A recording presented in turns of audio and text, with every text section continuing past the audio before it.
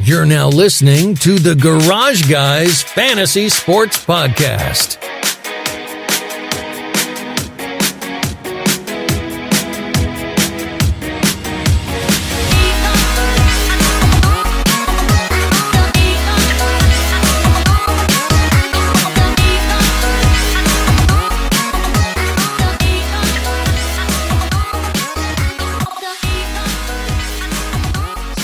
Hello there.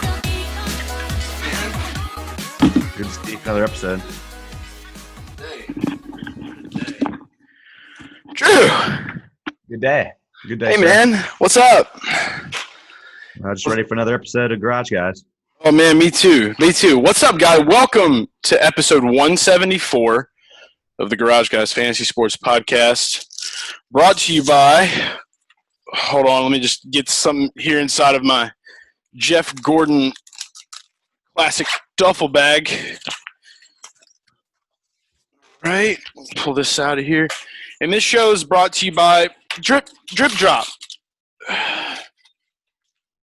Multiple drip drops. Drip Drop. So much drip. Just look at all that. Look at all that drip, baby. Oh God. It's a treasure. Drop. It's a treasure trove. Treasure fucking trove. But yeah, the Garage Guys Fantasy Sports is brought to you by Drip Drop. And Drip Drop ORS was invented to treat dehydration in the most challenging circumstances. Whew, that powder, when it hits, man, it hits. Let me get some of this in here. Oh, we're spilling. We're spilling. I see those hands shaking, boy. Ooh, there's powder everywhere.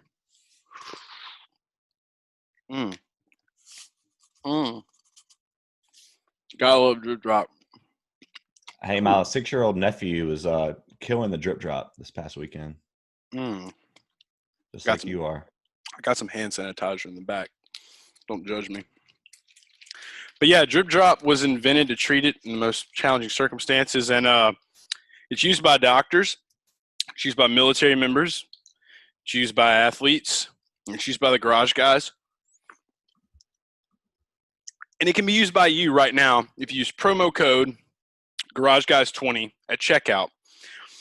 And now I have to clean up all this Drip Drop. I didn't think I had that much Drip Drop in my bag, Drew. But when you use promo code GarageGuys20, you know, what are you going to do? You know, you're saving money. You got to get as much as you can, right? You never can have too much drip drop, to be honest. Can never. I love it. So, yeah. So, Drew, yeah, your nephew. Let's talk about this. It's been a minute. Haven't seen you. You've been on vacation. How was the vacay with the fam? The fam here needs to know about your trip. Yeah. First of all, it seems like I was much longer than a 1-episode hiatus for me. It seems like it was much longer than that. But, yeah, it's 4 days to the beach. My family goes to the same place every year. It was a typical family vacation. A lot of hanging out, a lot of intense board games, a lot of time on the beach, a lot of drinking. Not much fighting. A lot of loud kids, a lot of yelling and screaming, and you learn that very quickly. I mean, I think you told me, hey, man, can you talk? And I'm like, there's no way. I'm just going to have to text you. So yeah, also because our phone conversations run like 2+ hours because we just like get off on like millions of different subjects of space and time continuums. We're basically our phone conversations are like Elon Musk, I would say. If you were somebody that had thin skin, you would take very personally the fact that sometimes I just have to hit the red button. I'm like, can't talk right now. Like, can't do it. Dude, look, I'm not gonna lie to you. There may have been a time or two I did it to you, but hey, I do it to a lot of people. Yeah, exactly. So it's just one of those things. But that's the beauty of it. Because we have the thick skin, we can take that. That's the difference. So do I look like I got any sun at all? No. Still pale. I mean, you gotta. Like, are we talking like sand pale? Still looking pale. You can definitely tell you've been to the beach. You got the rings. The rings. Got a little sunburn. What kind of shades did you wear? Ooh, a little sunburn. That's a nice back. It's a nice back you got right there. Yeah. So I don't know, when I go, I've had a lot of people tell me, because like as you can see, like the biggest change for me, you know, in this past week has been the fact that, you know, I've been repping basketball jerseys, bro. It's been like the biggest change so far. And so like people are telling me like, hey, you've got to get a tan. So I think it's not going to be long before I have to go take my trip to the beach too. So, hey, I need some sun. You need some sun. We should get tanning beds. That's what we Basketball should do. jersey is – you're right. I mean, that's the biggest thing that's changed about your appearances since the last time I saw you. So I had to be confident, man. You know, the hairy shoulders right here. You know, I'm recently I'm just like, you know what, I'm going to embrace it. You know, people tell me I got man sweater. I'm a man sweatered out in all its glory, and I'm going to do it in a nice Zion Williamson, New Orleans Mardi Gras style jersey I just got. But returning to the bubble soon in Orlando, Zion Williamson. Can't wait for that. NBA fans, what's up? Super excited about the return of NBA and sports in general.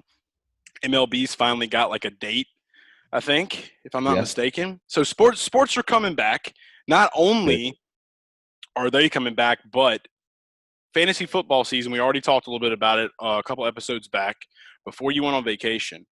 And we're getting ready to embark on our mock drafts. Mock draft season is upon us with Garage Guys. If you have the Sleeper app, go and follow the Garage Guys Fantasy Sports channel.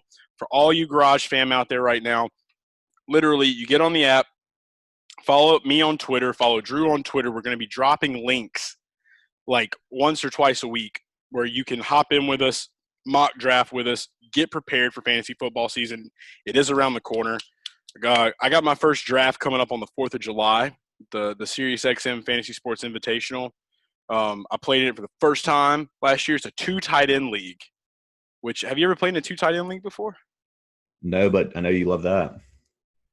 I'm a big one. So I'm automatically Jonnu Smith, James O'Shaughnessy. It's done. First overall pick. James first 2 picks. You don't need the Saquons. You don't need the Gronks. Okay, Gronk's a good tight end. But you don't need him when you got James O'Shaughnessy right there in Florida too. Like, I mean, come on, seriously. You got to have Jonnu. Especially if you can pair him with Minshew, then you're really rolling. Exactly. See, I was actually looking more of pairing him with I would say Danny Jones or Danny Dimes, whatever we call him. Is it Danny? It's not Danny Jones. It's Danny. Why am I forgetting his name? It's Daniel Jones. See, there we go. One Daniel Jones, a.k.a. Danny Dimes. One Daniel Jones. But see, football has been so far away, so I'm glad we're getting back. We're getting back in the spirit of things. NASCAR has taken over the realms and the reins, and we're still going to be doing our NASCAR deal. It would make my day if I saw somebody take us seriously and screenshot like James O'Shaughnessy, Minshew pairing in the first 2 rounds. I would love it. I'd be like, okay, we got a loyal Garage fan person. We do. It's going to be hot. Here. Anytime you see that, those 3 guys right there, you know that they listen to Garage Guys Fantasy Sports. So we appreciate you, and please continue. And our guys, I got to get with James. I got to talk to James. It's been a minute. We still got to get James on the show. He committed to the show. He did. He said he come on. So he did commit. He did commit to the show. So yeah, he committed to the show. So we'll try to make that happen. But it has been kind of a weird week. I will say that. Like I said, we didn't really get to talk much. So much stuff's been going on all around the way. We got a double header. So we're entering into one of the busiest times that we could enter to. I feel like it was just yesterday that we were just working our balls off with NASCAR being Wednesday and Sunday, and we were like, man, this is just a lot. Now we got a Saturday, Sunday. Can you imagine if that would have been what we had to endure for the past month? Can you think of what would your life look like? I'm torn on if it's going to be better or worse. In a weird way, I almost feel like the Saturday, Sunday will be better because it's like you know that it's there and it's confined to that short period of time, whereas like the Wednesday, Sunday was just enough time to where you thought you could relax, but you really can't. I don't know. I'm thinking it's going to be better than we think, especially when we get to jump on and possibly recap Saturday and maybe carry that momentum if we win, which we need to win after the last 2 weeks. Got to win. Yeah, we got to win. And, hey, bro, I got the duffel bag. I got the bag ready to bag, baby. Bag the tourney. We're ready. And it's a NASCAR bag. It's a beautiful bag. Good juju. I gotta tell him about them. I didn't even really get into the whole bag deal. So you went on vacation today. Today. Sorry, I don't know what's happening right now. Today, I went to like 8 thrift stores because I'm a big thrift guy. I like to go buy all the vintage stuff and find all the goods. So I went to like 4 different places, and of course, the first thing I'm looking for is like NASCAR stuff. And I found some die cast. I found some really cool stuff. Put some tweets out there, and then when I went to this one place, this was in a bag. This duffel bag right here. This is literally from like 1998, I think, and it was in a plastic bag. Dead stock, had been stored into a box, never was exposed to sunlight. This is brand new from 1998. I dig it. I love it. When I saw you bring the drip drop out, that's all you had to do for me. It was a glowing review. Right, because now I have a really big space to keep my drip drop in at all times. So I'll just carry that around. I mean, like, what are you carrying a duffel bag around? He's like, I gotta stay hydrated, motherfucker. Like, I don't know. I don't know what else you want me to say. I got drip drop and I got hand sanitizer. What else do you need? That's right, dude. That's right. Also, too, because I do have a lot of drip drop, because I've got to disperse some of this drip drop. Got to get it out to some peeps. Got to make sure they stay hydrated too. So it's on the way. You know who you are. But we did that. We found a lot of cool stuff. So gotta love the shopping, and it's good to be able to go back into those stores because a lot of those stores have been closed for a long time. So it was cool to kind of get back in the swing of hobbies. You had your vacation. I had my little hobby day, and and now it's Pocono time. So getting back on that topic, I think we both agreed that this show we do have a lot to talk about. You have a lot to talk about. Your voice hasn't been heard in a minute, so I'm probably going to shut up a lot on this one because it's going to be your turn to play. It's going to be your turn to play power mouth. Okay, that's what I'm dubbing that term right now. I guarantee you, we'll find a way to get you very, very in the mix. Oh yeah, probably so. I know myself pretty well too, so can't really say that. But this race, so 2 races back to back. We're gonna have all that information up on RotoBaller. If you go to rotoballer.com, use promo code Garage, you're gonna get 10% off of your subscription. That's where you're gonna be able to find Drew's rankings. We talk about stuff here, but you want to get the real goods. Let's just be right. You gotta pay. You gotta pay for it. This man works fucking hard. I've watched him. Been around the way. He does that with all sports too, by the way. It's not just NASCAR. So keep that in your head too. And then we're also going to have articles. You'll get my articles as well. You'll have our videos on YouTube. Make sure you watch those and tune into the RotoBaller YouTube channel because we will have 2 videos up this weekend. That's right. The Deuce. We're making the Deuce. I'm not talking about the toilet. I'm talking about the real Deuce videos. Justin Carter's going to be writing some stuff for the Xfinity races. Got 4 races this weekend, man. 4. I'm glad we don't cover Xfinity. So. Me too. It's cool to watch though. Lately, I've really been enjoying the Xfinity races a little bit more. I've been playing a little bit more. Been making my Gut Boy specials. I think you should make a Gut Boy special. Let's make some Gut Boy specials this weekend. They almost always contain Noah Gragson because you can't have a Gut Boy special without Noah Gragson in the mix. Okay. He's like the ultimate gut boy. All right. I think we need to get Stenhouse and Gregson on at the same time. I think that's our guys. That's our element right there. I almost bought a Noose energy drink earlier just to drink it on here and just so I could make a 30-second promo clip to try to pander to Ricky and be like, hey, look at me. This is a 30-second promo clip. Yeah. You're thirsty for some Ricky. I was going to thirst for it. It's been a while since we talked, and Taco Bell canceled nacho fries, so that's really my only other option at this point. Big L. Yeah. I don't really have a way in anymore because that was my only way in was to bring this dude nacho fries. Now what am I going to do? He can respect the creativity still though behind it. I would hope so. I really would. But yeah, so that Gregson has to be a part of it, and then once all this dies down this weekend, we'll go back to the single rig racing, but it's going to be fun. Wish we could be in Pocono. That's one track I've never been to, the Tricky Triangle. Anything that says the word tricky. I'll probably make sure I drop a music video of Run DMC. HJ2 rock around. That's right, on time. It's tricky. It's tricky. That was a serious little head bob you got going on right there. for the people that aren't watching this right now in the car, they're probably just like, Jesus Christ, I really got to get on YouTube. Sometimes by the time we start these episodes, I'm unable to laugh as much because I've already been laughing. Yeah, for like the hour. when we have certain appearance for much longer than just this episode. Yeah, it's not every day you see me in basketball jerseys, man. Exactly. So I mean, it's a different thing, Don't make too much fun about the shoulder hair. You know what I'm saying? Yeah. So we'll try to get by with easy. it. I don't want to offend you, get you blocking people on Twitter or anything. So yeah, dude, because that's something that would really make me upset. Yeah. I don't want no one to talk about this hair on my shoulders right here. This hair. I don't want no one to talk about it. Trigger you. Yeah, please don't.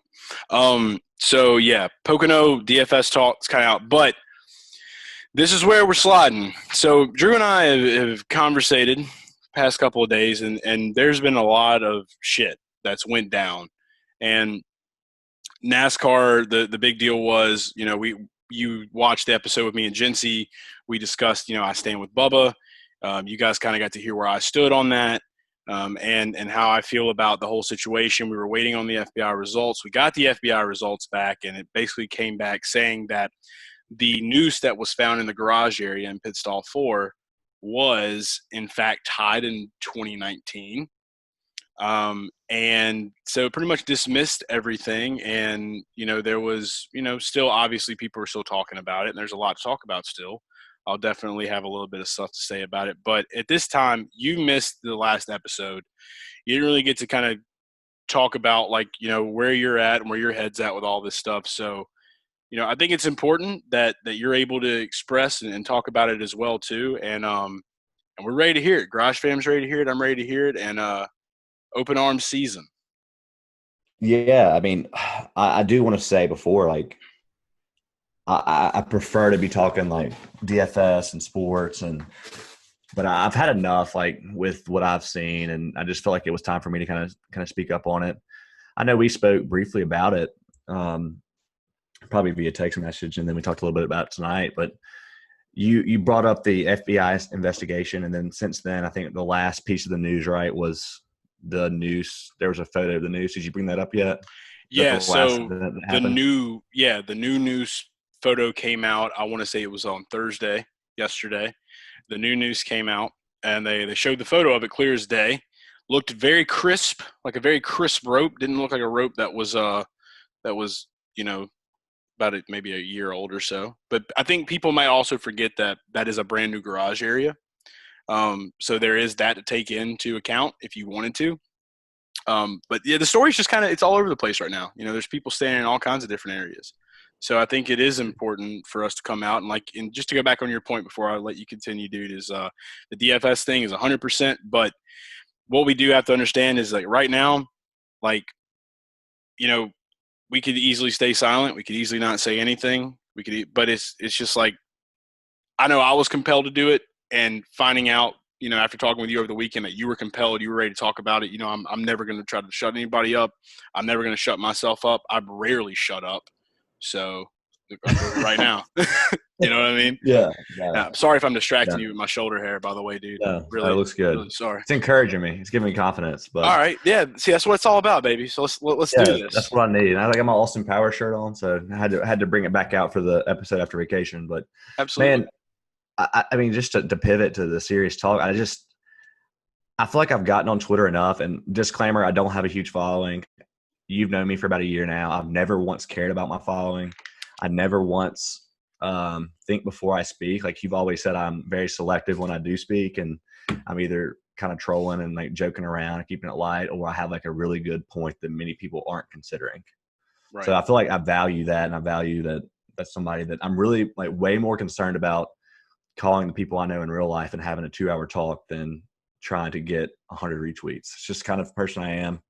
I know everyone probably says that, and then they get a bunch of followers and they change. But I think what pushed it to me is nothing to do with the noose. I think the noose is obviously a big talking point, and it's a debate that people are going to never agree on is it a noose? Is it not a noose?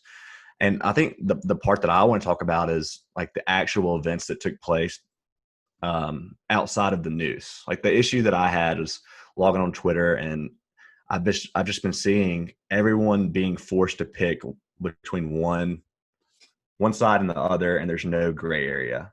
It's like if you're a NASCAR fan that doesn't know where you stand and you feel intimidated by a comment section and you go in there and comment your thoughts, are you going to be called a racist? Or are you going to be called a Jussie Smollett?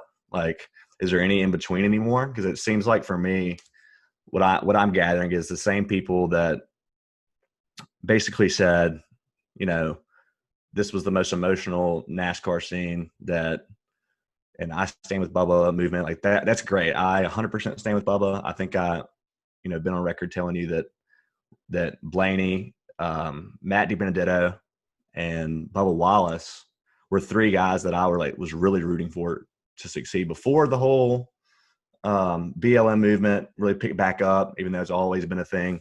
Right. Anybody that goes to try to buy like a Bubba Wallace hat now is automatically going to either be like, "Oh, you're just doing that because of this," or it's going to be, it's going to be the same from either side, whether you stand with Bubba or not. So creating the avatar, like putting it on your background, and then they don't even know that he was in a cup, in a cup last year. That half of these people didn't even watch NASCAR last week, but I mean, it's good that it brought the eyes and the attention to the sport. I love that.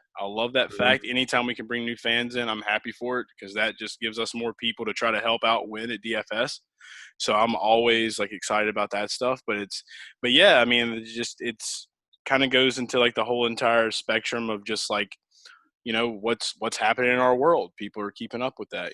I, for one, like being one of the people that have barely watched the news in the past 2 years. And for the past couple of weeks, I've been all up in that. And I'm just starting to get can't deal with this fucking shit anymore. It's not the Black Lives Matter movement. It's not, that stuff. It's just the fact that you got Trump in this corner, you got coronavirus here, you got Black Lives Matter here. And it's just like, what can we do to enrage you today? Yeah. It's everywhere. That's the part that's making me – I mean, I put a series of tweets out. I'll let everyone go look at them. But it's just – I've gotten to the point that I want to speak out more because I'm seeing everyone basically take this NASCAR situation, right?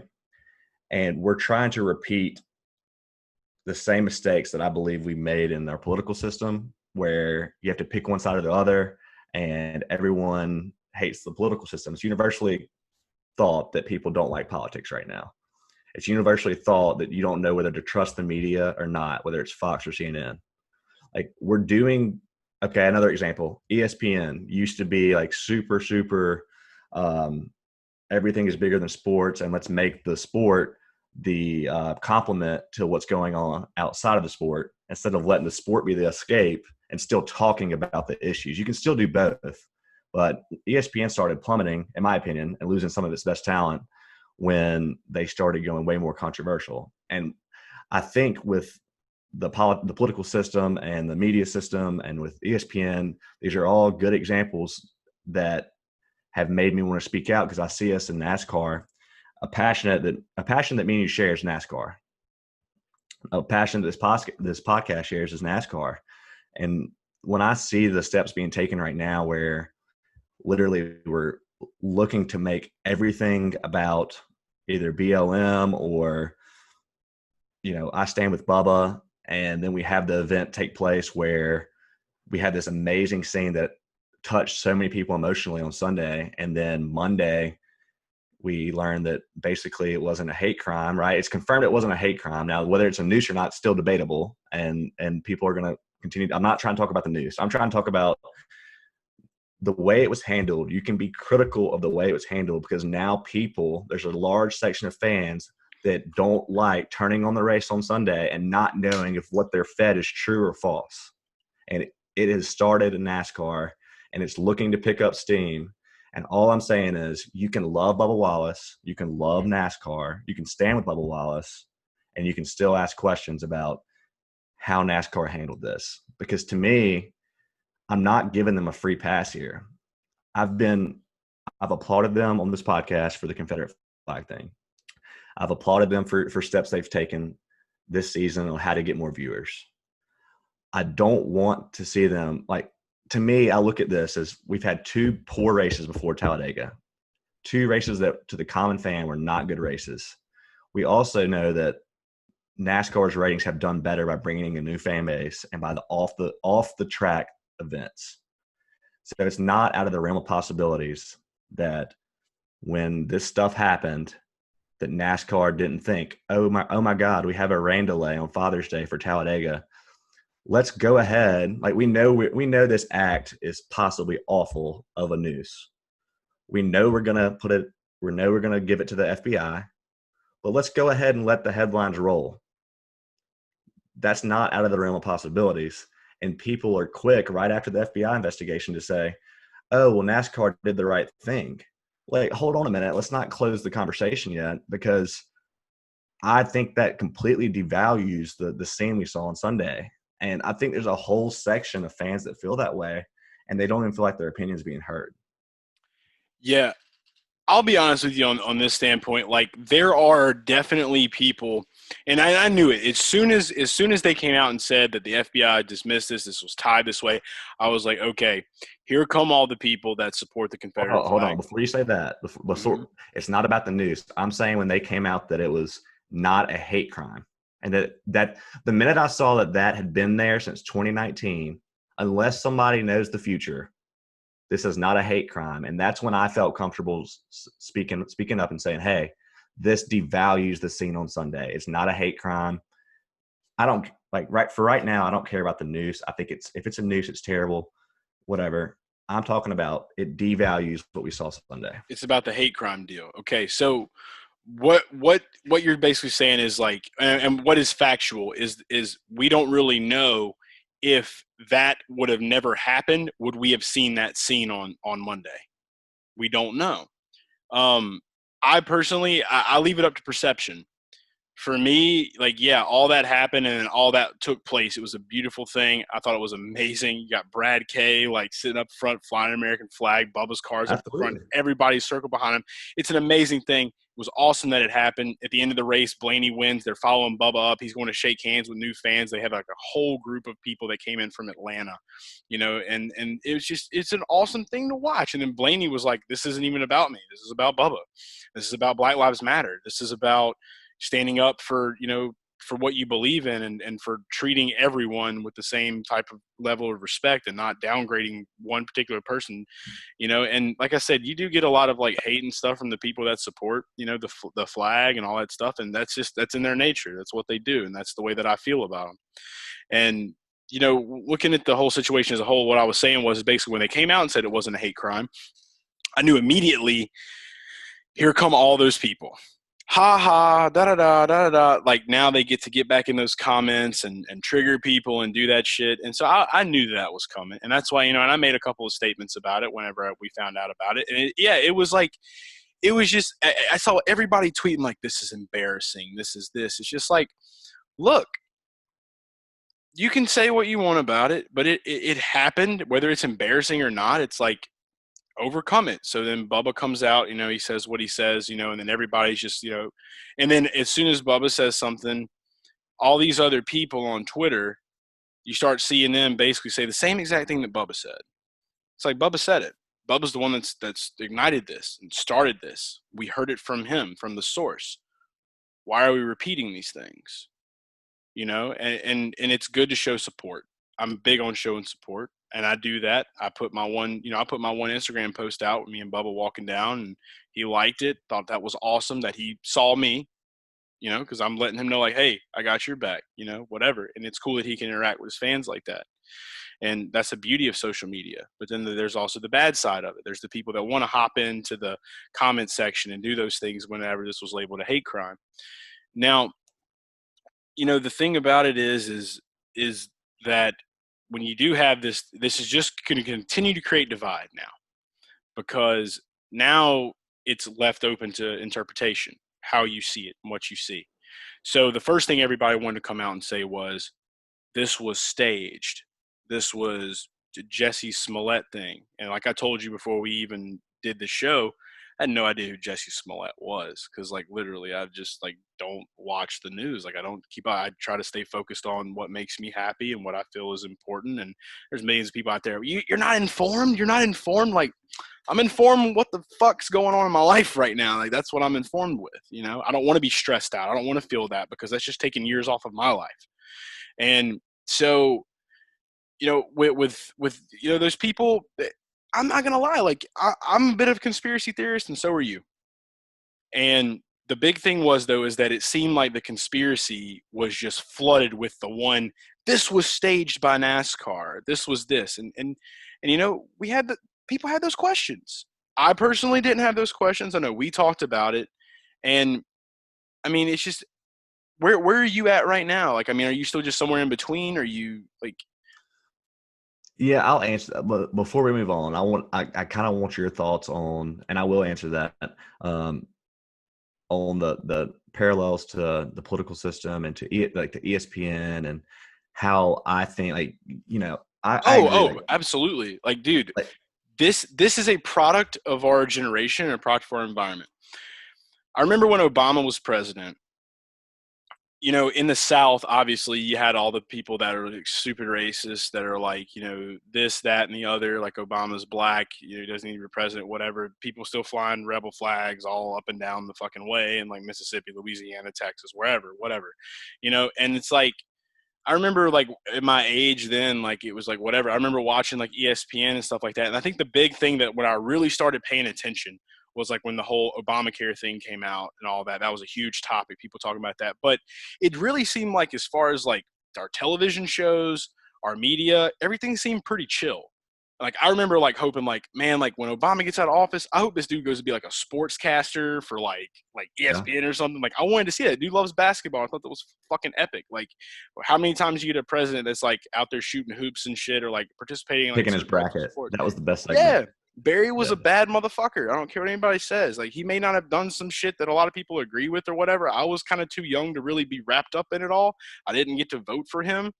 2012 was the first time that like, you know, where it all happened. And I'm not going to lie, at the time in my life, like, I was hardcore Republican and I was watching like certain documentaries and I was all tied up in conspiracy shit. And like, yeah, I'd voted for Romney and Mitt Ryan, you know? And like, it's like I said, different times in your life, you're caught up in different situations and you see things differently. And as you grow and as you age, that's the beauty of life. You grow and you age and your shit changes. But I will say that as far as like how things are now, it seems like since 2016, since Trump's been in office, the day he got elected, I'll never forget watching Saturday Night Live with Dave Chappelle. And how everyone was just glum and sad.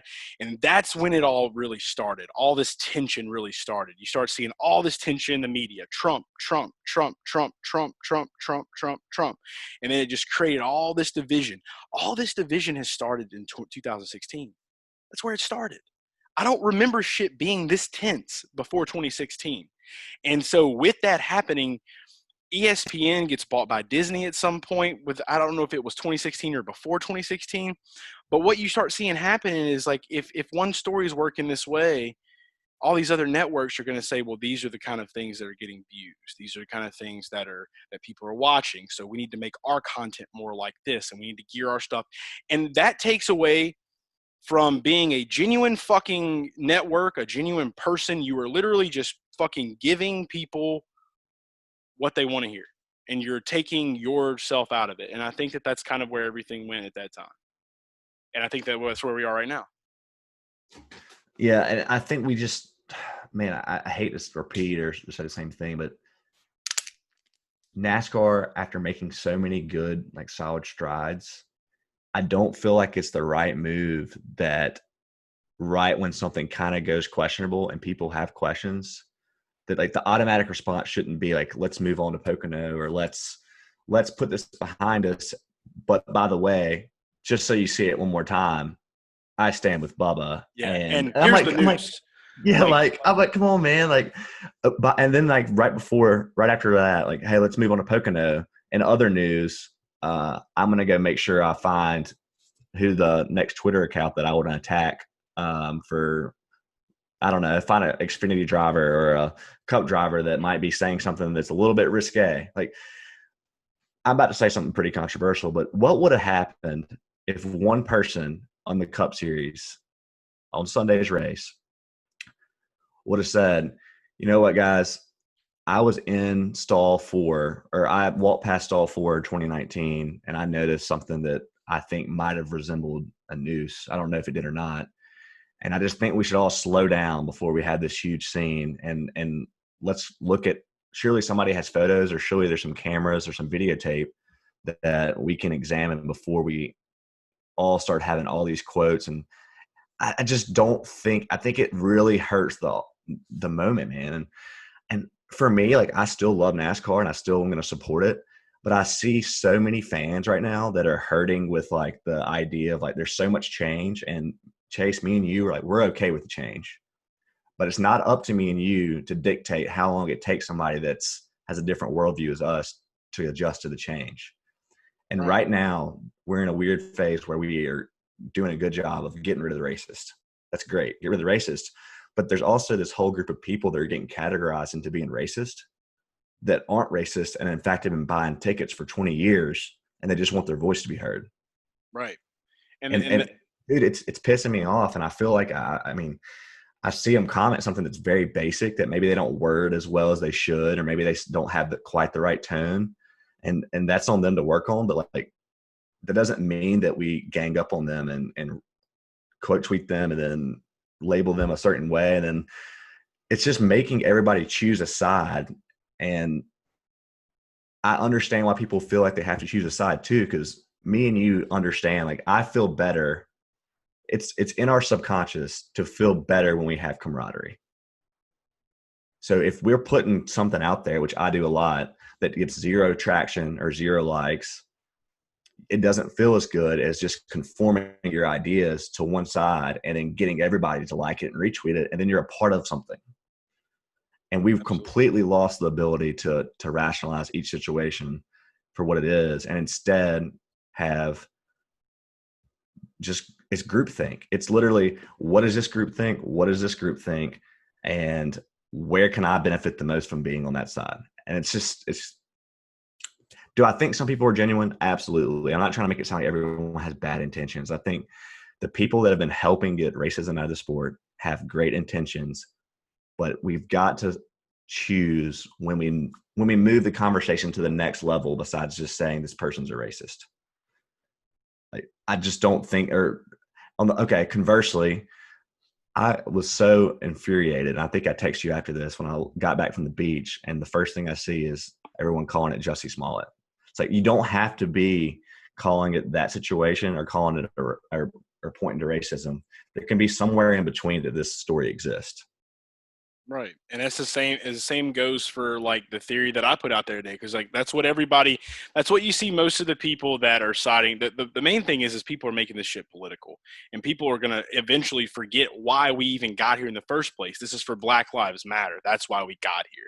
That's why we are fucking here right now. And it's like, lately, for the past like week and a half, it's like, I don't even hear any news about where protests are at, or like how we can help protesters, or like what we can do to like stand up in the communities and do different things. Like, all you hear about lately is like, and maybe it's just because of our circles. Maybe it's just because we're in a NASCAR. We follow a lot of NASCAR accounts, and that's what Twitter's feeding us. But it's whatever. But here or there, it doesn't really matter. What you're talking about basically is like the people. I just personally knew that, like, as soon as like that happened, because like you're waiting for somebody to have justice served to them for doing some shit like this, when the way they're calling out, they were quick and they got on it. And yeah, there can be people that, you know, that maybe can sit back now and be like, why didn't they like wait before they came out and said anything? It's like, and then people are going to be like, well, because that doesn't get fucking views. That doesn't get attention. That doesn't get this. And I'm not sitting here saying that that's what happened. Like, I know where I stand, and at the end of the day, I know where my head's at, where my heart's at. You know where your head's at and where your heart's at. And all we can do is just put our ideas out there, and there are always going to be somebody that disagrees with it. I'm going through it on Instagram right now with somebody. Literally, dude called me gay today. I said was really upset because I was looking forward to going on a date with him. Like, that's how I handle that shit. Like, I'm not gay, but this dude don't know me. Yeah, it's like whatever. It's like I could literally spend hours arguing with you over something that you know you're not going to change your viewpoint on, and I'm not either.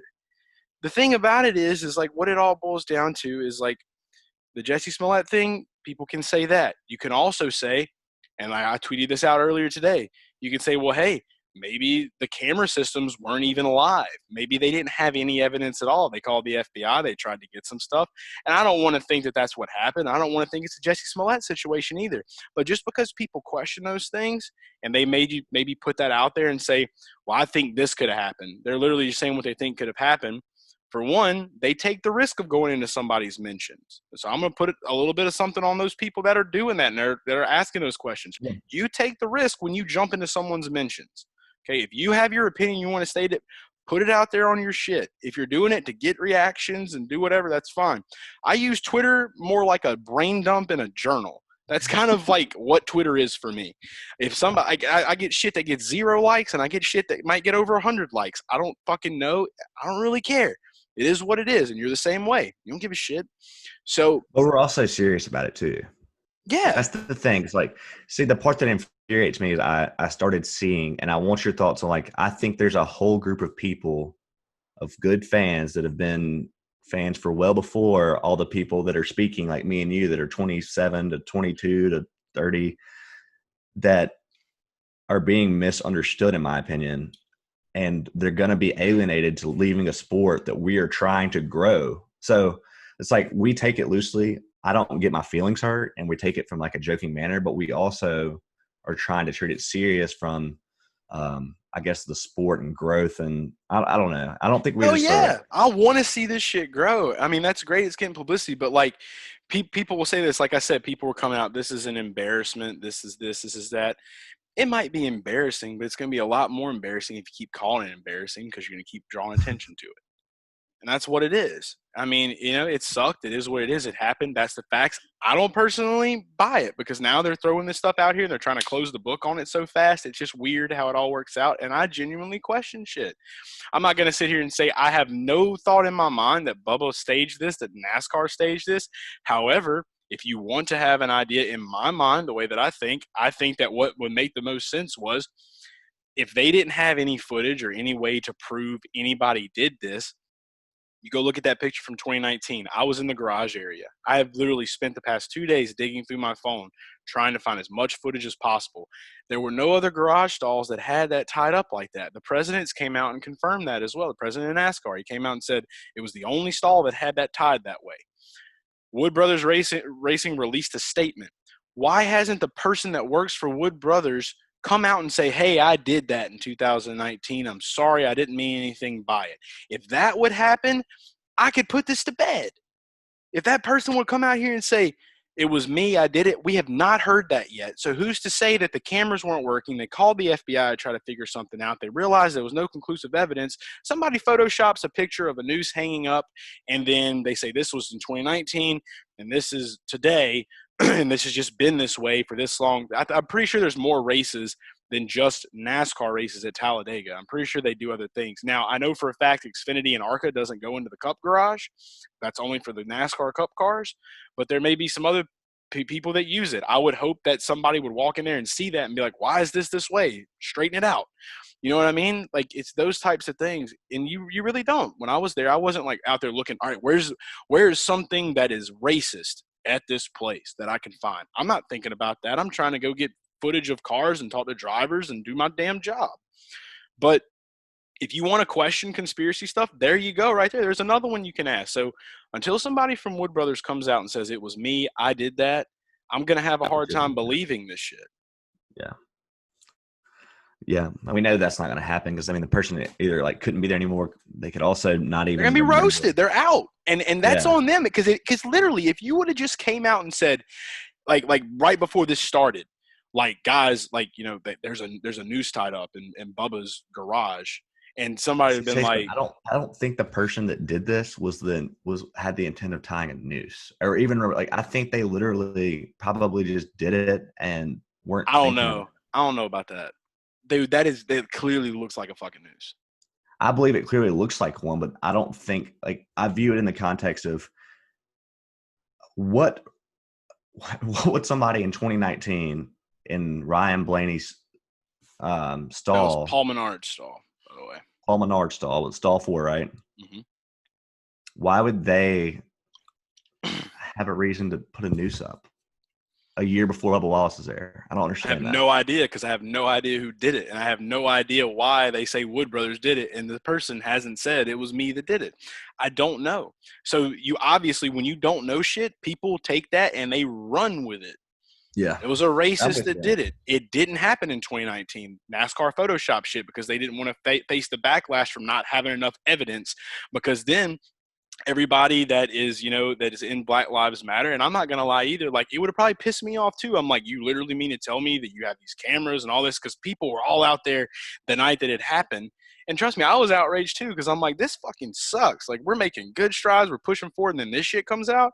So people were tweeting out like there's cameras all over the place. Honestly, I don't remember seeing cameras, but I also wasn't looking for them. So literally, like, you don't know. So people are going to take this shit and run with it. And for me, what all this comes out to, all this shit, this world could be completely different. And this is a thing that goes into a way bigger issue than just the issues that are happening now. This has to do with human beings and mindsets and perceptions and the way things are seen. And the big thing is that people are products of their environment. Luckily for me, I got the fuck out of where I was raised. I went and moved away for a year, 2 years, lived in other places, got away from my family, got away from my environment. I was able to open my mind, meet new people, do new things. And when I did come back to where I was from, I saw it in a different way. And I had new values and I had new things I stood for, and I didn't. When I came back, I realized there's a lot of fucked up shit going on around here. When I came back from living up north and I came back down here, I realized that, like, there's nothing cool about fucking flying a rebel flag. There's nothing cool about doing this shit. Like, why do people still do this shit? And then you start to understand that, like, people literally, when they stay in one zone, they stay in one mindset around certain people. People want to be liked. People want to be loved. And if you're around a bunch of racist people, you're probably going to be fucking racist. If you're around a bunch of people that aren't racist, you're probably not going to be racist. The difference is people have to get to a point to where they start questioning shit for themselves and get out of those group things and saying, I need to be liked. I need to do this. I need to do that. And there's nothing wrong with supporting the Black Lives Matter stuff whatsoever. I'm a supporter of it, big supporter of it. But it is important to ask questions because, like you said, this book was closed way too fast, and then they come out with a new picture of a Noose today. It sparked a whole new conversation. It's all going again, and it's not going anywhere until we get something conclusive. Yeah. That was a lot of info. I know. But your earlier luckily people can rewind, but for you, I know. Your earlier points, man, reminded me why, like, to me, the issues I'm having internally and what you saw on Twitter with some of my tweets it's again, like, it's going back to not being about the news. It's about how we were presented the information and how we're devaluing the sport. Like, I think with me and you, we even have differences. We have a lot of differences. We talk about it. We've had arguments about it. But, like, I have hair on my shoulders. You don't. I don't. I got Austin Powers on me. But we got to me, I'm a very big sports guy. Like, I love sports. I spend 40 hours a week at my day job talking to boring people or not all boring people. But my point is, sports is a solid escape. I'm not saying that social issues can't seep over. Like, that's great. We can talk about both. But I just think we're on a path of very critical, like, we can't make errors now because we've gone, like, president of NASCAR has pushed all the chips in when he decided to get rid of the Confederate flag. We're going to be accepting of all people. We're going to, like, now that we're going. Like, we're not There's slowing no going down. back. Yeah. There's no going back. And that one thing that, to me, and this is, again, controversial, but when you make that commitment, now, every time you have attached yourself to everything that Bubba Wallace says and does, you're going to have to back, or else it's going to take chinks out of the armor of the message. Everything NASCAR does and everything Bubba Wallace does needs to be in sync. Doesn't mean it has to be, but I guarantee you we're going to see if one of the two groups says something controversial or something that looks like maybe it wasn't, expected, the other one will come rallying to the cause. And I think that's a good thing for us NASCAR fans. But I'm saying it's also okay to question it because right now they've gone all in. And and then we're getting more to the speculation talk. I had my rant about like the feelings part, and now I'm getting more to like, let's talk about like Bubba Wallace's resume. I want to talk about that with you. Like before this season, I want to add this perspective. He was the 28th ranked driver. He was debated on podcasts, radio shows, and other places for being someone to lose his cup car. I'm not saying that, like, to me, I thought he was more in the safe area, but you can make a case for the 28th ranked driver to lose his cup car. Okay, that's a fact. Bubba Wallace has not been a big name and in the spotlight a lot until this year. Is that a fact or fiction? I think that's a fact. Yeah, I mean, I guess it just depends on like I remember when he came in his rookie season, finished second in Daytona. Like I was just like I always looked at the dude's attitude. Like the dude's just he's got. I swag, love the personality. Dude. I think he's got the swag. I think I'm simply painting this case real quick. As far as his career, like of what he's done in a car. Right, and I'm saying it's not like if I was Bubba Wallace right now, I would be thinking, oh crap, this is another whole level of pressure. Because that NASCAR has, in a sense, put me in a situation where I'm now the spokesperson. And you know what I think? I think Bubba Wallace should cash in because he's facing more pressure than every single Cup driver is right now. Because he not only has to go out there and drive, but he has to handle all this pressure. But all I'm saying is he has never been in this sort of spotlight before. And it's not impossible for him to get a little bit blurry with knowing what is right or wrong for me or right or wrong for the sport or might help me out. Like we're in an untapped position for a guy that's never been in the spotlight, and he is allowed to make mistakes. But I don't want people to think he is a hero. Like he's not a hero yet just because he happened to be a black car, like a black Cup driver does not make him a hero. In my opinion. Like being the only black NASCAR driver. Yeah, and so the deal about it is like, with NASCAR not really having like a lot of career like African-American drivers, like Bubba being that only guy, when all this started, people were kind of pissed off that NASCAR hadn't said shit about George Floyd and the deaths, and it started, Bubba made sure he wore his black flag, not black flag, but the Black Lives Matter T-shirts. And, he came out there and the officials, and then that's when it kind of started building up. They let it be known. Like you had one of the officials take a knee to protest police brutality. It was a fucking awesome thing. It was in Atlanta. It's fucking incredible shit. Loved every moment of that because it's his right. Do what he wants. And when you're standing up for something you believe in, rock and roll with it. That's why this is America. That's why it is what it is. And so from where you're coming from, like, yeah, the pressure part, I see that. And the thing about it is like, I don't think that Bubba's like thinking like, I'm sure that he knows like, okay, I know what's coming. Like I know what's about to happen. I know I'm going to have a lot of eyes and a lot of attention on me. I don't think that he would purposely like take advantage into the aspect of staging something that way. However, I was excited because he's getting a lot of sponsorships, and people were saying, oh, well now because he's the only black guy that's driving, now all these people all of a sudden want to sponsor him. That's on them. And that's more of a thing about how they think. Because literally, you think about this shit, okay? All this stuff happens. It's like this is the weirdest shit, okay? You notice how when shit like this happens, a shitload of white people, all the fucking crackers in the universe come out. And they're like, we want to do all this stuff. We're not racist. We're here.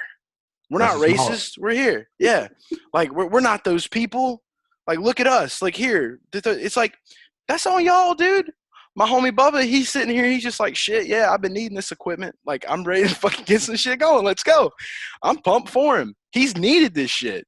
I'm pissed off that Richard Petty didn't give him better equipment back in the day. And this ain't the first time this shit's been talked about either.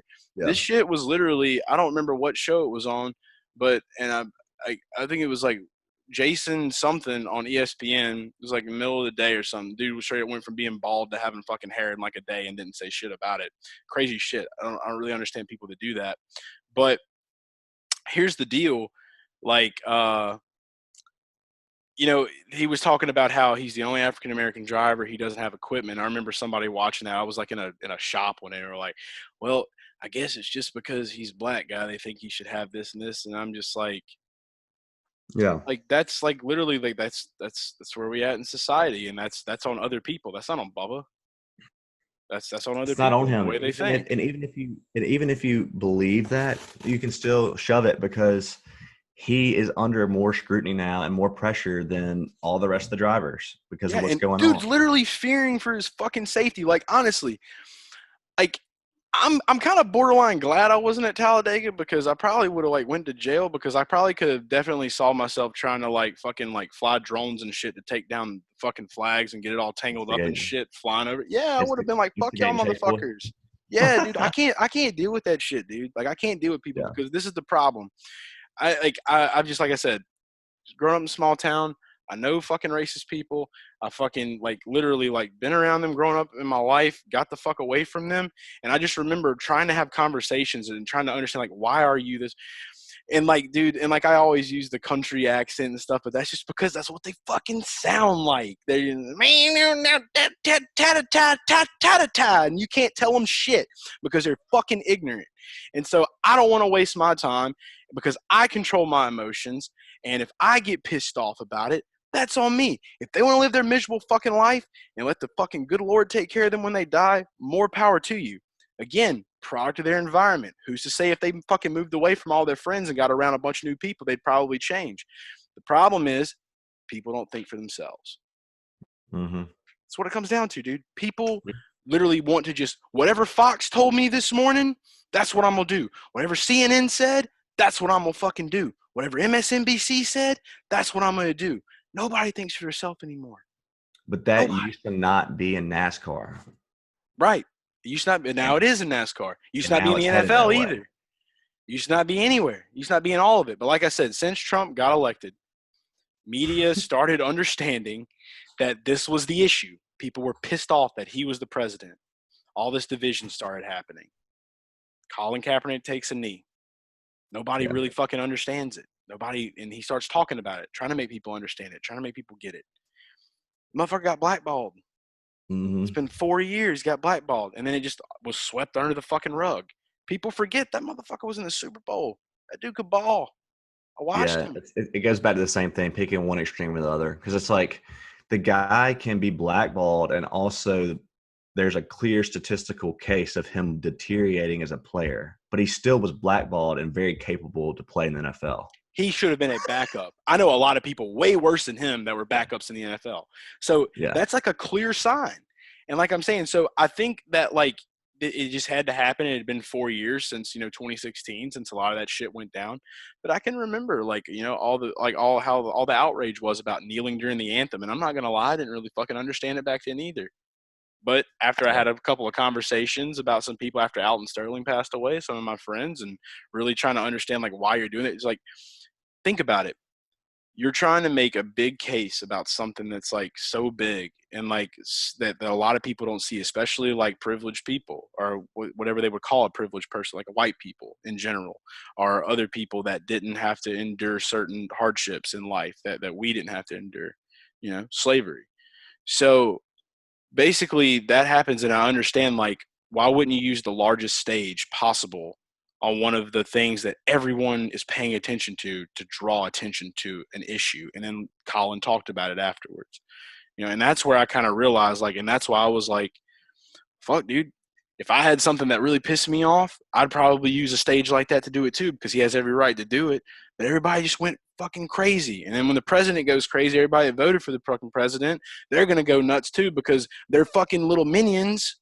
And that goes either way. I'm not fucking trying to say, like, I don't like Trump whatsoever, and I'll come out here and say that shit. Like, a lot's changed in 4 years. I realize a lot of shit. Motherfucker, I don't know, he's out there. Like, and he's got a lot of bad shit going on with him. But there's the people that are just loyal to whatever he says and does, and they eat the shit right out of his hands. I think he's a used fucking car salesman. That's what he's turned into. And nothing wrong with used car salesmen, but there's a philosophy to that. And I used to sell cars, so I have a right to say that, I guess.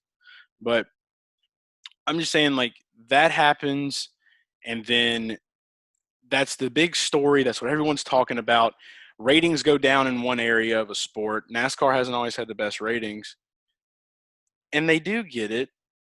I don't want to believe that that's what's happening. The NFL disowned it, but with all this happening in 2020 and after George Floyd passing away, man, it's good to see people actually giving a fuck now, because nobody gave a fuck in 2016. Nobody fucking cared. It was a different time. It was weird. It was 4 years ago, and that's what's crazy about it. But now it matters. You got an 8-minute video. We can have all of that. All of the conversations you're bringing up are fine. They're great. They're great conversations, but they don't have to be the main conversation in NASCAR. They can be a main conversation in our lives. And I don't think it will be forever. I think that this is just like it's picking up. It's picking up more. It is, but people get caught up in a lot of this stuff, man. And like I said, this is a very important time, and we don't need to let this time slip away. We as a country, we as the millennials, our generation, we don't need to let this slip away. We need change for real. Like, this shit needs to go. This racism shit, these cops fucking killing people on a fucking street and releasing 8-minute videos, that shit needs to go the fuck away. You know, I would love to see a world without racism. It'll probably be a really fucking long time before it can be eradicated completely, if ever. You know, it was just so ingrained in, like, society and shit, like, from day one. It's wild how it all works. But it's like, that's why I think it's so important for people to just use their own heads to make their own decisions, because people just follow like a herd of sheep. And we got to stop that as people. Just like we got to make equal rights, we got to stop police brutality, we got to stop being sheep. We got to stop following sources and outlets, because that influences our entire culture. And that's why this happens in sports. That's why this happens in every little outlet, because it's what is getting the views. And you start thinking about the bigger shit. Who's running this shit? Who's making shit this way? I could go on and on, dude. This could be a 10-hour podcast, maybe even more. And we can't let that happen. But I don't think this is going to be forever. I really do think we're going to figure this shit out. I think that this is all going to smooth out. And this time next year, I don't think we're going to be talking about this shit. There'll be something else going on. That's how the world's always been. It doesn't dismiss it. I talk much. You ever listen more? Dude, I think I've stole the show from you at this point. I'm just messing with you. I told you I'd get you all. I'm reflecting, though. I'm reflecting on everything. I'm not going to lie. I'm passionate about this shit. And I think you said it best before we started recording. Like, you know, we keep it loose. We keep it fun. You're ready to talk about this shit. And, you know, I'm Garage Guy Chase, but I'm Chase Holden too, you know, and Garage Guy Chase is Chase Holden. And, you know, the world's not always fucking rainbows and unicorns. And this is the real you, and this is the real me. And these are the things that we need to talk about and the shit we need to discuss.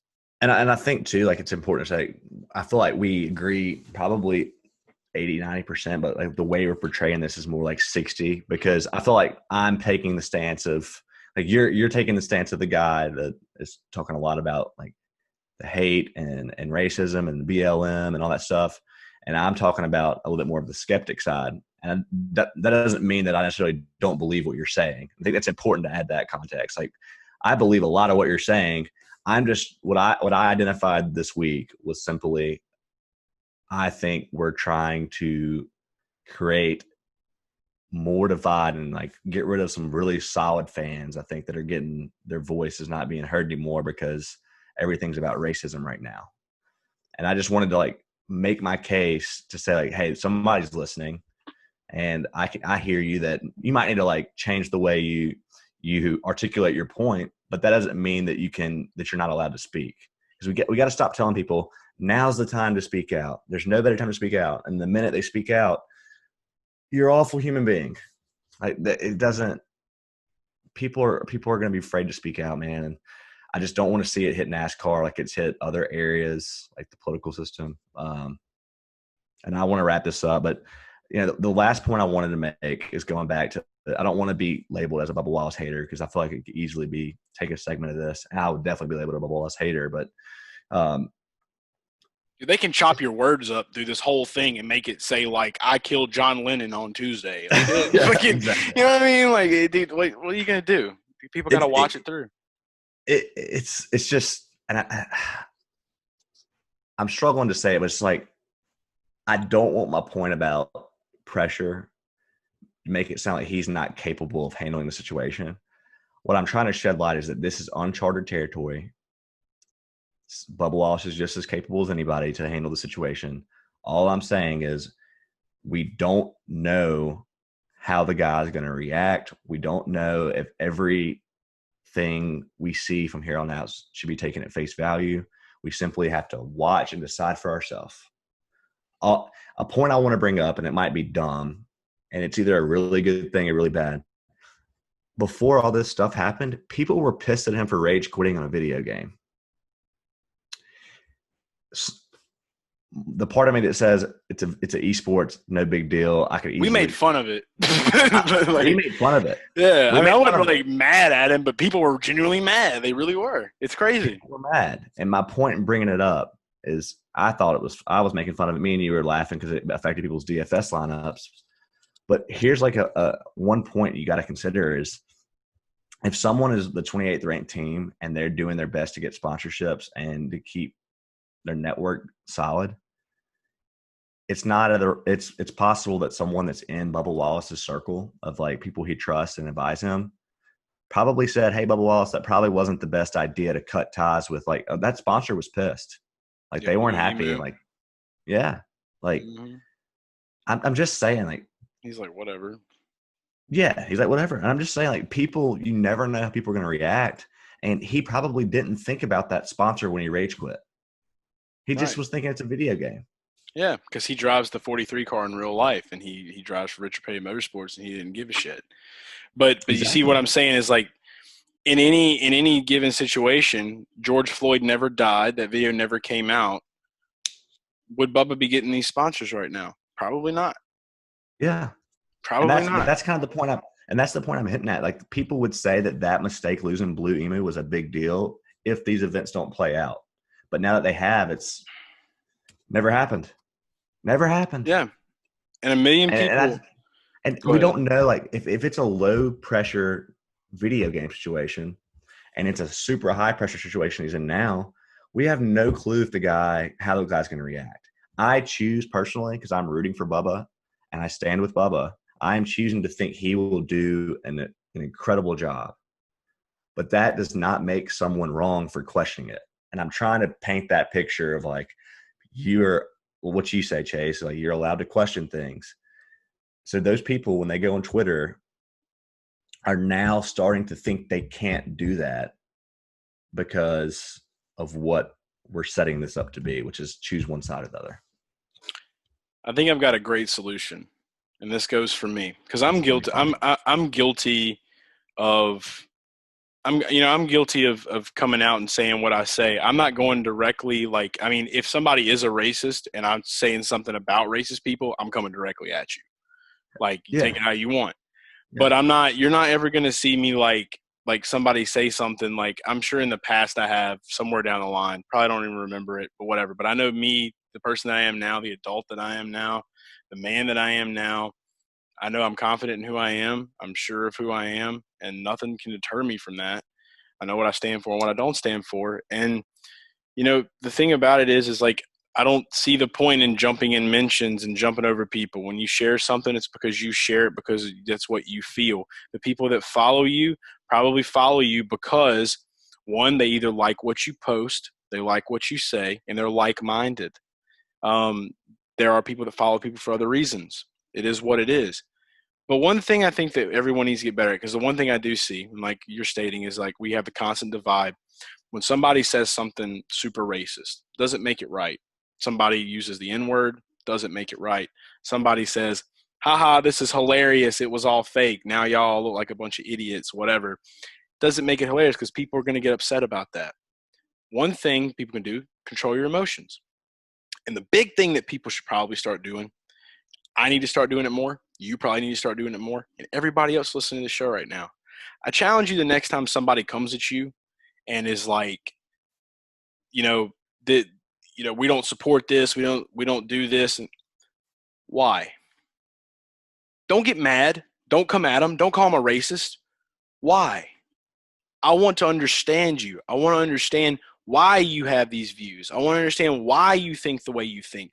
Make somebody break that down to you. Understand why they feel the way they feel.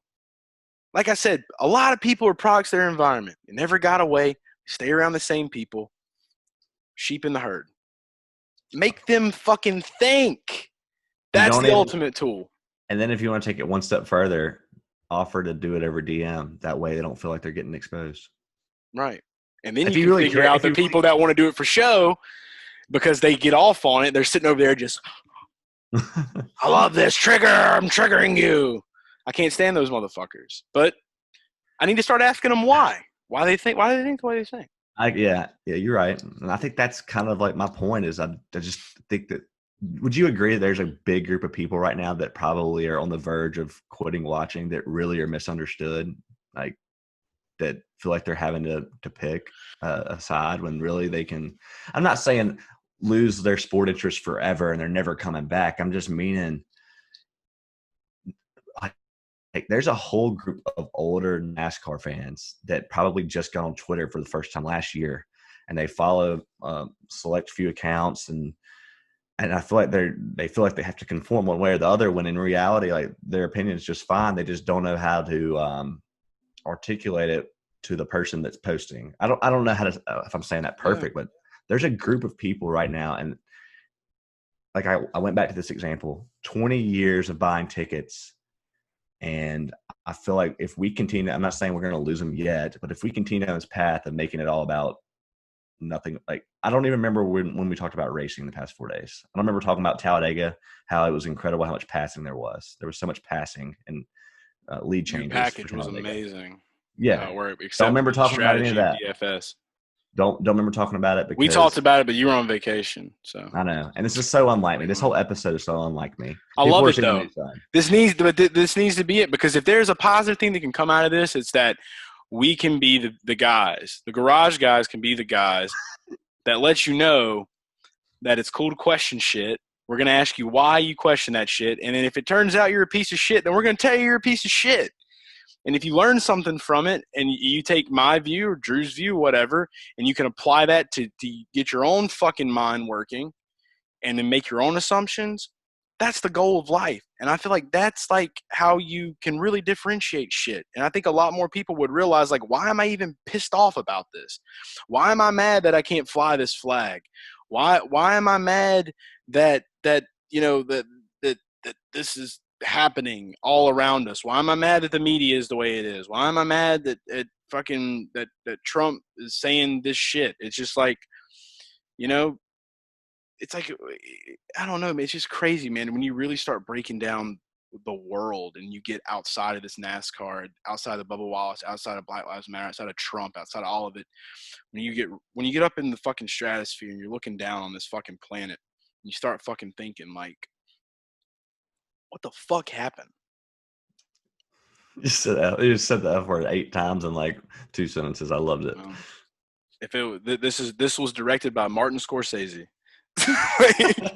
There you go. Wolf of Wall Street. I think we beat the record. I know when you're going deep, like when you're going deep into like what you're thinking, you cuss more frequently. It's something I've noticed. I'm passionate about it. It's funny how we can go serious and then be completely joking wearing Austin Powers and having shoulder hair, but this shoulder we hair. have to go before we go though. I said I would answer what I think happened, and everything we've talked about has been deep and serious, but I wanted to get our final take on.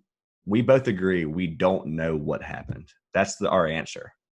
Absolutely. But let's talk about what, if we had to say for fun, what do you think happened? Let's go with it can be conspiracy, it can be dead serious, you can do whatever, but this is just speculation talk. What do you think happened? I genuinely think. I told you I would answer. You want me to go first? Yeah, you go first. Okay. Because didn't you ask me and I said I'd answer? Yeah, I think so. And then I probably started talking and was like, shut up, Drew. Do my normal thing now. honest to God. You should meet my grandmother. She talks a lot more than me.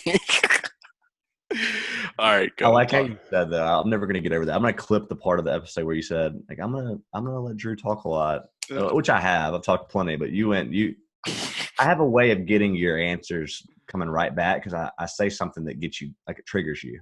Or not. I want to give you 100% of my emotion and my feeling of what I'm trying to say. I don't want to just half-ass what I'm trying to say. I don't want to half-ass anything. I want to fucking 110% all the time. Love it. But yes, what do you think happened in this situation? Okay, I think that the object was found and that it was the picture we saw down the road, the actual picture. I think it was there. So it's reported that a crew member of Bubba Wallace found it that is a close friend of Bubba Wallace, correct? Yes. I believe that Bubba Wallace did know about it. I believe that I don't say like he had like a 5-hour brainstorm session about it. I believe if he's close with this guy, which I'm assuming that you're close with your crew members unless they're new, they're probably with some sort of conversation like, hey, this is what I found. My plan is to follow protocol or alert the NASCAR, higher authorities and let them take it from here. I do just want to show it to you and like, do you want to shut this down? Do you want to let it go and see what happens? I believe some conversation took place there. And I believe that those conversations took place in the NASCAR level too. I don't think it was I think NASCAR took it and said, hey, like we probably could do something right now that would give us more concrete evidence, or we could go ahead and report it to the FBI and kind of let things go, chips fall where they, whatever the saying is. I don't think it was as cut and dry as it was found. It was reported to NASCAR. It was reported to FBI. FBI releases a statement. NASCAR comes back with more information, releases picture, and 1,600 stalls were inspected, and everything was like. I don't think it was A, B, C, D, E. I think people are human beings, and if it was me and you in a garage and we had a relationship, and I saw something that was sketchy that I thought was a noose, I think we would talk about it. I mean, even if we weren't together, I think there'd be a text message or I just don't think it would be as cut and dry. Bubba Wallace had no clue. That being said, I don't think Bubba Wallace did anything wrong. I think he did everything right. He had every right to let that go the way it did. If anyone's to blame, I wish NASCAR would have come out with a little bit more concrete info so that the event Sunday, it still could have happened or it might not have happened. It might have been a little different. I think that was just that's where it went wrong to me. I would have liked to have seen something come out there. And then from there, I guess, I mean, if you want to question the FBI report, you can, but I'm gonna believe it. And I'm also going to believe the picture's real. And I'm going to believe that they inspected the stalls above all the other ones. But the big thing for me, it's not the physical noose. It's, thank God it wasn't a hate crime, and I'm having a problem with the way the sport and the media and the people within the NASCAR are handling the situation and how it's being pushed to one of two sides and there's no in between.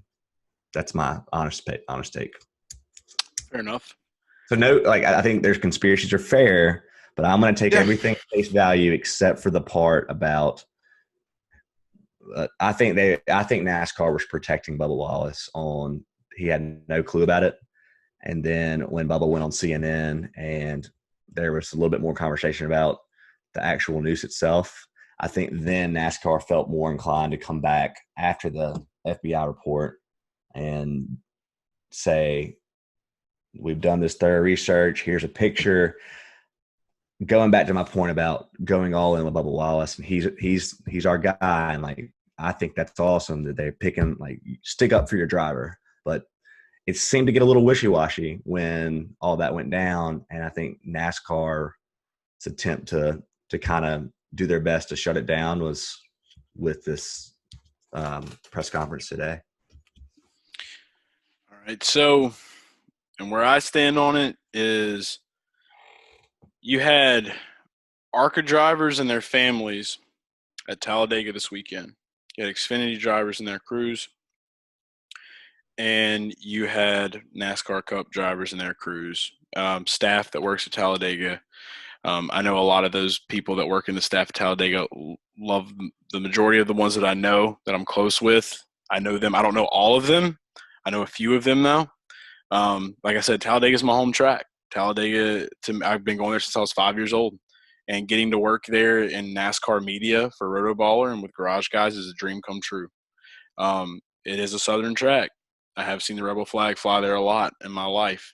Never looked at that and was like, hey, it's there. It's just like you don't realize it after a certain amount of time. It's just like whatever, because you're there to have a good time and you're there to watch the race and have fun. And then when I started with media, I'm like, oh, this is amazing. So there is a lot of that Southern type of deal there. And obviously we saw that with the flags flying over the weekend and all the sons of the Confederate veterans and all their, shithead takes. Sorry. That's just – but my thing is I genuinely feel like this is a way that NASCAR realized like they wanted to avoid like backlash for not being on their game. And like my theory could be debunked in a second. All somebody's got to do is say, here's video footage, here's the dates, and here's the monitors it's kept on. I've never once noticed a video camera. Like I said, last year, I didn't notice a noose tied up in stall 4. I wasn't walking around paying attention for those things. But from the picture that was released today, it's just the way it's tied. It doesn't make any sense why it would be tied that way. And you have to hold on. You're losing me. So do you think starting with the sequence of events of the very first report, like, do you think everything is as reported? Start there. I genuinely open up the possibility. Yeah. Okay. Like, all right, so that's what we're talking about here, though, right? We're talking about how all this started when they found it and everything else. I thought you're talking about the picture, the very last picture that we saw today. That's not what you're talking about. No, I mean, I saw that picture. But what I'm saying is after today, after all this has happened, so basically, when it originally happened, immediately I'm like, I could definitely see somebody doing this shit and tying this up and doing this stuff to him. I can definitely see that. You're in Alabama. For all we know, everybody's condensed. There's not a lot of people in there. Somebody could have snuck the fuck in. You don't know. Somebody could have snuck in. You don't want to believe. And like I said this, the first thing when I first saw it, I was like, I don't want to believe that any NASCAR crew member, team member, whatever, anybody that works in there, I don't want to believe they could do that. I don't genuinely like that would hurt the fuck out of me because it's like you saw the scene on Monday, the unity there. You don't want to think I can't fathom that somebody would just that is in that club and in that family taking the time out of their day to go do that. But unfortunately, you got to look at those possibilities and open them up. Now, I think what happened is that when the FBI got called to investigate, I think that they wanted to see what they could find. And I think that NASCAR hoped, and you notice a lot of NASCAR media, there's cameras everywhere. You will be found, this and that. It's kind of like when, your mom or whoever would put you on a guilt trip when you were a kid. They didn't really know if you did something, but if they kind of guilt tripped you, they talked about it like, oh, you're going to get caught.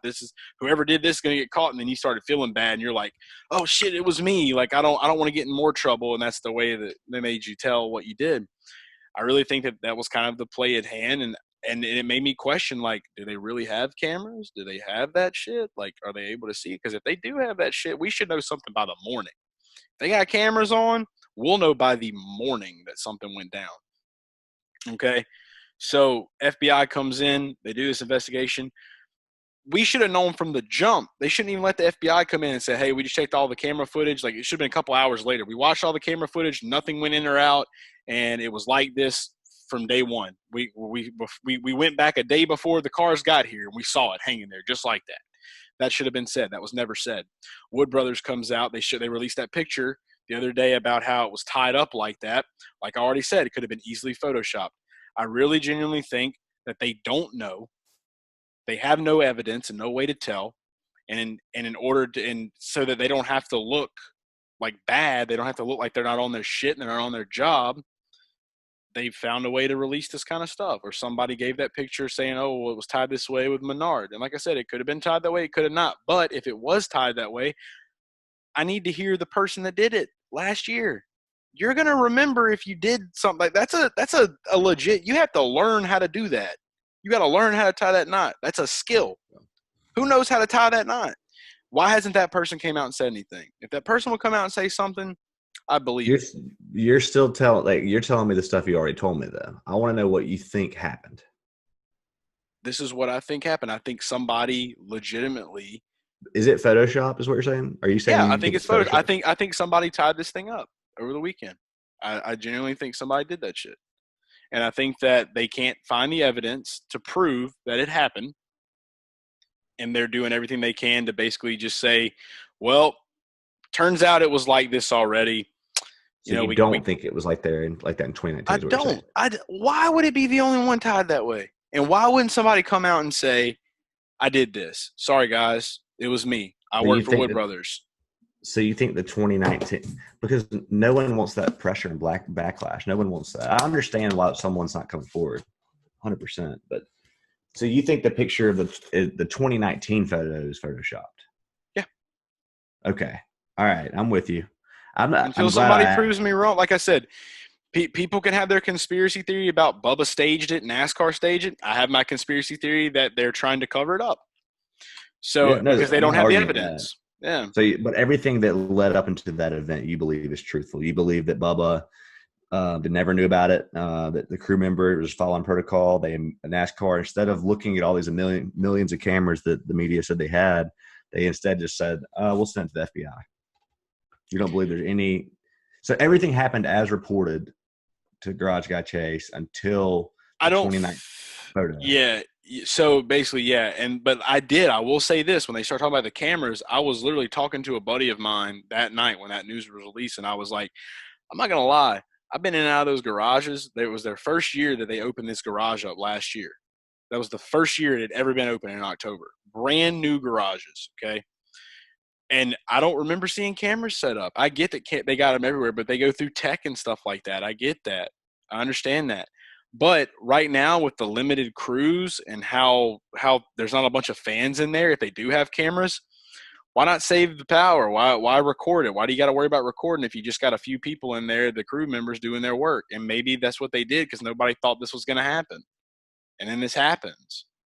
And then you got to worry about that. You got to question that. That's out there, man. You're on your own island. I just don't know why. If it was the 2019 photos photoshopped, and because think about it, if they came out and said, this though, why would they not control the narrative? Because maybe if they couldn't find evidence, maybe just posting out there, hey, we're getting the FBI involved. They're thinking someone's going to be like, okay, it was me. I'm sorry, I did it. Yeah, dude, I'm just saying, but think about it. Like, if they would have came out and said, I don't want to believe that this really happened, but it's a possibility. Imagine if they would have came out and said, well, this noose was tied. Unfortunately, our camera monitoring systems were off. Can you imagine the outrage? Yeah. Can you imagine how bad that would be? How bad NASCAR would look for that? Either way it goes. Whether NASCAR staged it, they're going to look horrible. That's unforgivable. But to say that we were this careless not to have our cameras on if they had cameras in there, if you want to go on that route of it. Dude, I just don't think you go with the approach of we've really screwed this up, so let's leak the headline of all this stuff happened and there's a noose, get all the attention. Let's alert the FBI. Maybe they didn't know the cameras weren't on.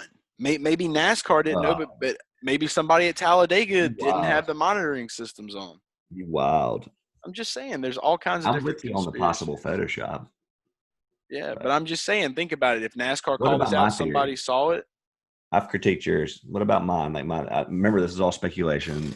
We don't know what happened, but if we had to, do you think that I'm crazy to think that some conversations took place, like between NASCAR and possibly Bubba saw the news? Like, is that a crazy idea?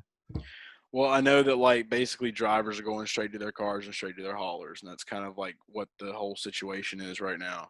I don't think it's a crazy idea at all. I mean, you just heard my idea. Do you think that sounds crazy? I mean, you heard my idea. The reason I ask you is because I feel like I have a good idea of crew relationship with the driver, and you have even more of an idea than me.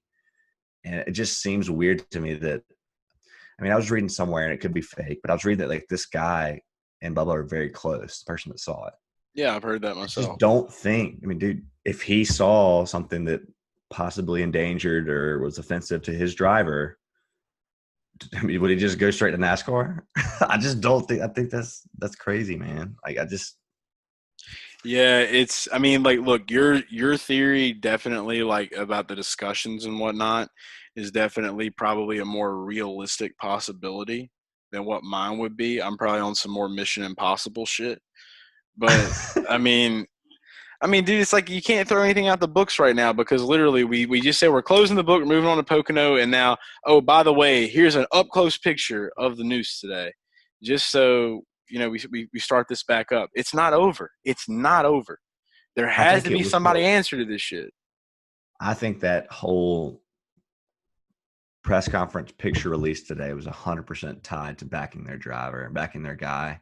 And they started paying attention to all the outrage about the CNN interview, which I don't even think was all that bad. And I think Bubba's handled it fine. I think Bubba, even if conversations took place between crew member and Bubba, like, I don't even blame Bubba for the slightest bit. Like, that shit, if it looks like a noose, then go for it. Like, my point is, it was portrayed to us as like point B to C to D to E, and that's how it went. It sounded very by the book, doesn't it? Yeah. Sounds very protocol. But oh, by the way, in the press conference today, we probably could have handled it a little better. Yeah. I mean, like I said, you can How long literally. Are we going now? I don't know, and it doesn't matter. You can literally sit on it for you can think on it and think of millions of different possibilities of what could happen. I mean, you could go so far with it. Like I said, you could go as far-fetched as my idea is some extreme cover-up, or you could go as more of a simple conspiracy of this was discussed and it was talked about and we wanted to go with it. But I just personally, like, I feel like that would be more of like, okay, well, we're going to discuss it. Yeah, let's do this. Let's do this for media attention. I mean, is that where you would be leaning with it? Like, you're saying, let's do this for the media attention, like the conspiracy. No, I think it was like, hey, this happened. Do you want us to send it to NASCAR, knowing that this is going to lead to a big story going into the race tomorrow? Mm-hmm. Bubba was like, sure. I already got plenty of pressure anyway, and if NASCAR wants to release this early, go for it. And I think there was like a decision between Bubba and NASCAR that was just like an understood thing that maybe didn't have to be said. It was like, hey, we probably could learn more about this from looking at the camera feeds, but instead, let's just go ahead and put it out there. And if anything can be taken away from this podcast for me, there's three things. Glad it wasn't a hate crime. It's not about the Noose. That's part one. It's not about the Noose for me. It's about not being a hate crime. Number two, we saw an incredible scene on Sunday that I believe now has lost credibility, and NASCAR has lost credibility because of the way we were spoon-fed very particular information without all the facts that could have easily been, if all cameras are there, could have easily been discovered before the headlines. That's number two. Number three, the way we're handling things on like people with platforms and NASCAR Twitter and media. We've got to not let this NASCAR incredible like steps forward that have been made all start going backwards because we're trying to turn this into a political system that's failed us, an ESPN system that's taken steps back. It's fair assessment. Ratings are down. Financials are down at ESPN. And we don't need that in our sport. And I feel like we're conforming to that because that's what's that's the norm. So it's trending. Yeah. Yeah. Those are my three takeaways. My three are this. Number one, you tie a noose in a black man's garage, it's a hate crime. It's still up in speculation. Don't really know, like I said, until a man comes out and says, I worked for Wood Brothers last year and I tied that, then I'll believe it. That's where I stand on that. You think it's a hate crime? I mean, honestly, if somebody ties up a noose and like it happened this past weekend, like somebody went in there and did that shit, they didn't have any camera footage. I'm operating on the assumption that it was been there since 2019, so I need to say that. Yeah, If somebody came out and said, "Look, I just tied that shit up," and it was just because I tied the knot, then I don't think it's a hate crime because Paul Menard was in there, and I mean, unless that person just really wanted to hang Paul Menard that worked for him, they didn't like him. They were like, "You aggravate me," whatever. I'm with you. So you're saying it's a hate crime if it was put up during Talladega? Yeah, if it was put up this weekend, which absolutely. I still kind of think, yeah, absolutely it was. number two, I don't think that the thing that happened was discredited. It sucks that that the things unfolded the way they did, but that moment of unity, dude, that's gonna live on forever, man. I don't think that was discredited by anything, because you take away that from it at all. Like, I mean, dude, it's just like I personally think that, like, it's just look at it for what it was. Just look at it for what it was. Probably. Just look at it for what it was. Look at it for what it was. Take everything else out of it. It's not what it was. It happened because of that. I get it. Yeah, it's not what it was. People literally got in that line, in that formation, and pushed his car because they were all told there was a noose in Bubba Wallace's car or in his garage. I don't even think at the time we knew where it was placed. That all happened because of that event. It doesn't mean they didn't stand with Bubba before that. It means that they all decided to. Well, I knew they all did, but they all decided to show their camaraderie. Yeah, everyone. We all stand for Bubba. The people that care about the sport, for the majority of us, we all stand for Bubba. But the two things don't happen without the other one happening first. Understandable in that sense. I personally just, like, I want to remember that for what it was, and just. Is that emotion though, or is that? That's emotion. That's not logic. In fact, that's just emotion, dude. That's my emotion. It was just beautiful. It's fucking beautiful, man. It was a good thing. I just think it makes it go from maybe a top moment to a good moment. It's not. It went from a great moment. Like, would it have happened? It's like, I still personally think it would have been awesome because of all the Confederate flag shit. They still would have done that. Oh, yeah. Like, then whatever. You get where I'm coming from, and I hope all the family gets where I'm coming from. And the third one, going into the whole media relations side of it, just goes back to what I said already.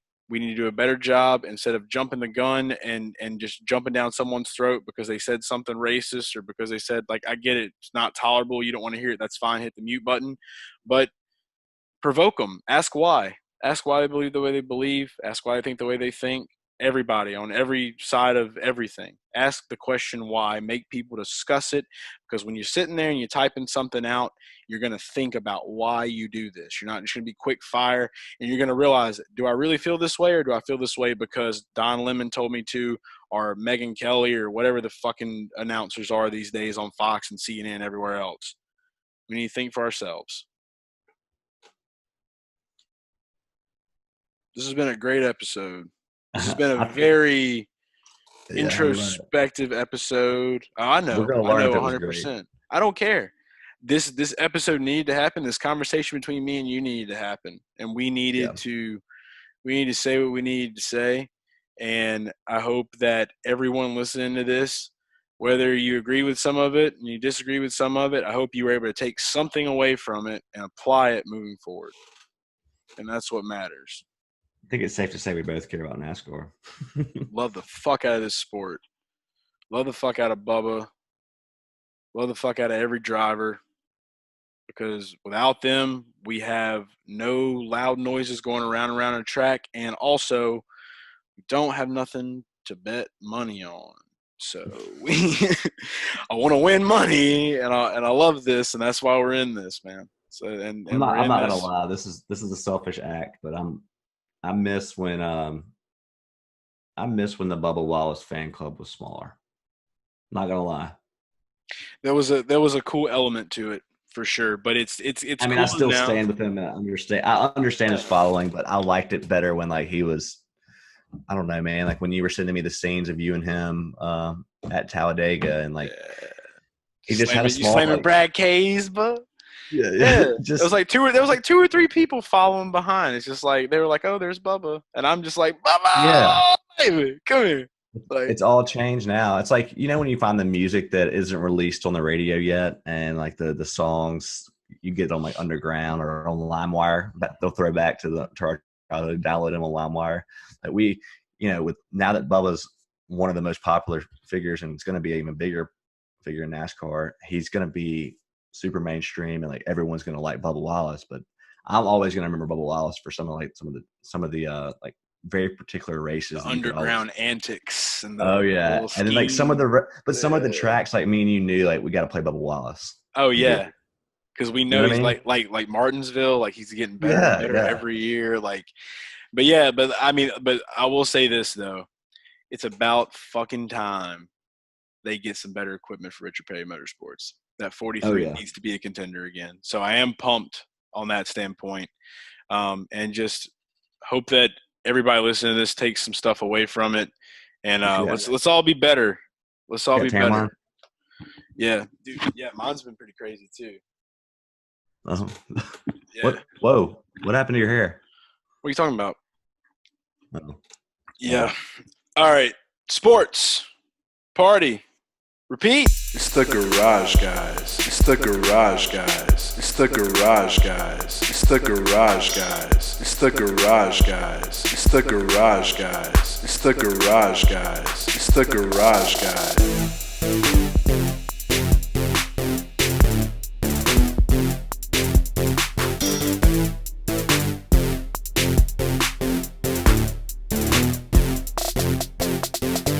It's the garage guys. It's the garage guys. It's the garage guys. It's the garage guys. It's the garage guys. It's the garage guys. It's the garage guys. It's the garage guys.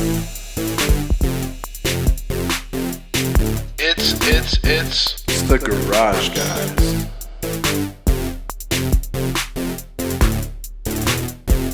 It's the garage guys.